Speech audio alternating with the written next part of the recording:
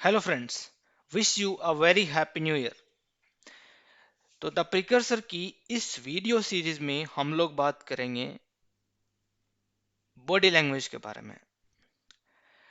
अच्छा, उससे पहले एक थोड़ा सा डिस्कस करते हैं। बहुत बार ऐसे होता है कि जब हम किसी इंडिविजुअल आदमी को देखते हैं तो उसके एक्सप्रेशंस को, बॉडी मूवमेंट्स को जज करके हमें कुछ कुछ आइडिया लग जाता है कि वो आदमी किस तरह का है, जिसे हम बोलते हैं कि यार मेरी गट फीलिंग बोल रही है कि ये आदमी थोड़ा ठीक नहीं लग रहा मेरे को, या फिर ऐसे एकदम देखते ही प्लेजेंट फीलिंग आती है कि यार ये बंदा सही है।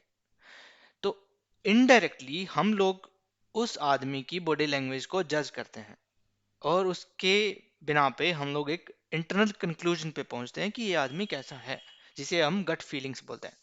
लेकिन जब ये बॉडी लैंग्वेज वर्ड हम लोग सुनते हैं तो काफी सारी चीजें दिमाग में आती है कि क्या ये सिर्फ इंसानों तक ही सीमित है, क्या जानवरों में भी बॉडी लैंग्वेज का इंपॉर्टेंट रोल है।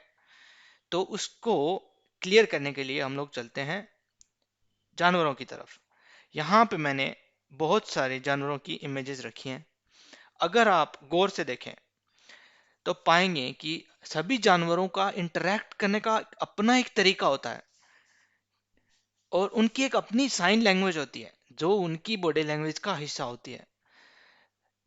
मिसाल के तौर पे एक चिंपैंजी दूसरे चिंपैंजी से अलग तरीके से इंटरेक्ट करेगा, वही चिंपैंजी जब सामने शेर आ जाएगा तब अलग तरीके से रिएक्ट करेगा। ये सब उनकी बॉडी लैंग्वेज के हिस्से हैं। ऑल्दो उनके पास वोकेबलरी नहीं है, स्पीच वाले वर्ड्स नहीं है, लेकिन जब भी वो एक दूसरे के सामने आते हैं तो मैसेज डायरेक्टली कन्वे हो जाता है। तो ये बात तो अपने क्लियर है कि बॉडी लैंग्वेज जो है वो सिर्फ इंसानों की ही बातचीत का हिस्सा नहीं है, ये हर जगह पे है। चलते हैं, अब हम चलते हैं थोड़ा अपने बैकग्राउंड की तरफ। हम लोग उस टाइम में चलते हैं जब इंसान धरती पे इतने एडवांस नहीं थे। वो लोग केव्स में रहा करते थे, उनकी लाइफ चिंपैंजी जैसी थी, जैसा कि इस इमेज में आप देख पा रहे हैं। तो जब ये होमोसेपियन केव्स में रहा करते थे तो उनकी जो रिक्वायरमेंट थी वो बस लिमिटेड सी थी, जस्ट लाइक जो वाइल्ड एनिमल्स होते हैं। कबीले में रहना, बच्चे पैदा करना, शिकार करना, दैट्स इट। और इन कामों के लिए लैंग्वेज की बड़ी जरूरत नहीं होती। तो उनका साइन लैंग्वेज में काम चल रहा था बड़ा मस्त, एकदम बिंदास जानवरों के जैसे कट रही थी। फिर क्वेश्चन है कि लैंग्वेज की जरूरत क्यों पड़ी। उसी कबीले को जब दूसरे कबीले से इंटरेक्ट करना पड़ा तो उनके आपस में रिलेशन रिलेशन बिल्ड हुए होंगे, इनकी शादियां भी हुई होंगी, उनके आपस में ट्रेड भी हुए होंगे। तो इन चीज़ों को डॉक्यूमेंट करने के लिए और इफेक्टिव रूप से चलाने के लिए उन लोग को लैंग्वेज की ज़रूरत पड़ी, तो उन्होंने वोकेबलरी वगैरह धीरे धीरे इवॉल्व किया। लेकिन जो मोस्ट इंपॉर्टेंट पार्ट है आज की वीडियो का कि बॉडी लैंग्वेज ये हमेशा से थी। Vocabulary came later, body language हमेशा से थी उस टाइम पे। तो क्योंकि उस टाइम पे मोस्टली जो इंटरेक्शंस थे वो body language, body gestures, facial expressions इन्हीं से ही होते थे। तो चलिए मैं आपको एक इमेज दिखाता हूँ कि फेशियल एक्सप्रेशन है उनका चेंज होते ही मैसेज किस हिसाब से चेंज होगा। ठीक है, मैं एक आदमी, इतने सारे फेशियल एक्सप्रेशंस।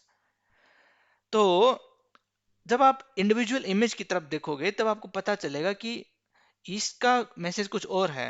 ठीक है, तो अगर आपकी गट फीलिंग सही है तो आप लोग ये एक्सरसाइज अभी कर सकते हो इमीडिएटली कि ये सारी इमेजेस क्या कह रही है।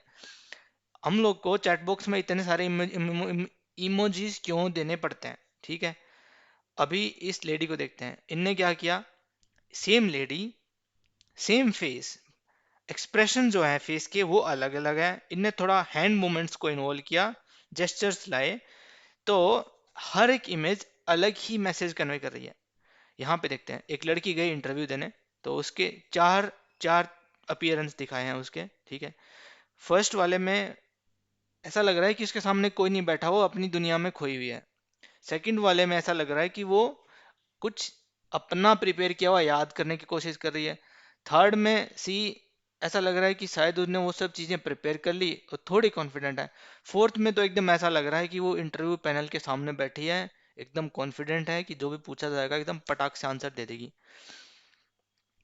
तो अभी जो एक नया सवाल उभर के आ रहा है कि क्या बॉडी लैंग्वेज का पता किया जा सकता है कि मेरी बॉडी लैंग्वेज कैसी है, क्या मैं इसे इम्प्रूव कर सकता हूँ। ये सवाल आपके जहन में आ रहे होंगे। तो इसका आंसर सिंपल है कि प्रैक्टिस कर लेंगे, इम्प्रूव भी कर लेंगे, लेकिन पहले समझते हैं कि जो कम्युनिकेशन है उसका इम्पैक्ट आ कैसे रहा है। जब भी फेस टू फेस बातचीत होती है तो उसके तीन हिस्सों में मैंने इसको ब्रेक किया है कि आपकी जो स्पीच है या फिर आपकी जो भी प्रेजेंटेशन है उसमें आप किस तरह के वर्ड्स यूज कर रहे हो उसका इम्पैक्ट आता है 7 to 10%। आप किस तरह से वोकल वैरायटी लेके आते हो उस स्पीच को इफेक्टिव बनाने के लिए, जैसे वॉइस मॉड्यूलेशन का यूज करना हो गया, अब आप अपने लहजे को किस हिसाब से चेंज कर रहे हो ताकि सामने वाले को अच्छे से समझ में आ सके, तो उसका इम्पैक्ट 20 to 30%। जो बहुत बड़ा हिस्सा है आपकी बातचीत में इम्पैक्ट जो रखता है वो है बॉडी लैंग्वेज का।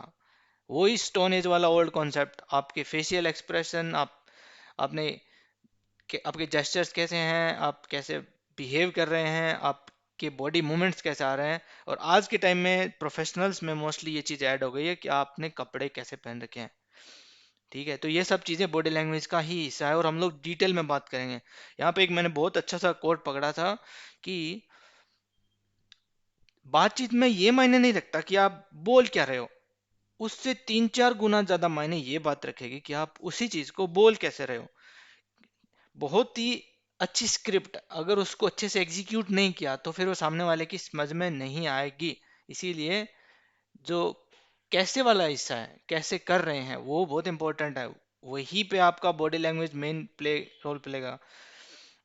अब मुद्दे की बात यह है कि क्या हम लोग बॉडी लैंग्वेज को प्रैक्टिस कर सकते हैं। Of course yes. यहाँ पे मैंने ये इमेज इसीलिए डाली है कि ये आदमी जो भी बोल रहा है वो प्रिटेंड कर रहा है, ठीक है।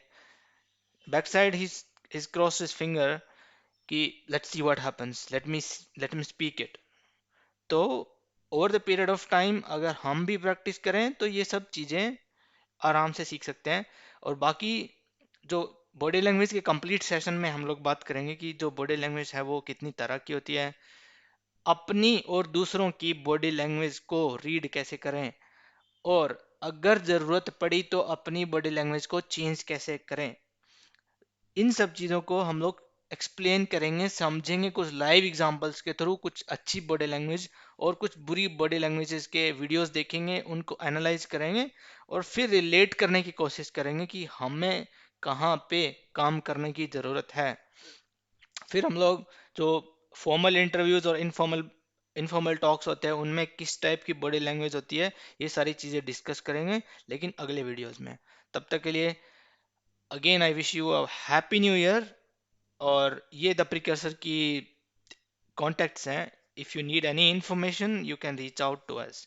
Thank you so much.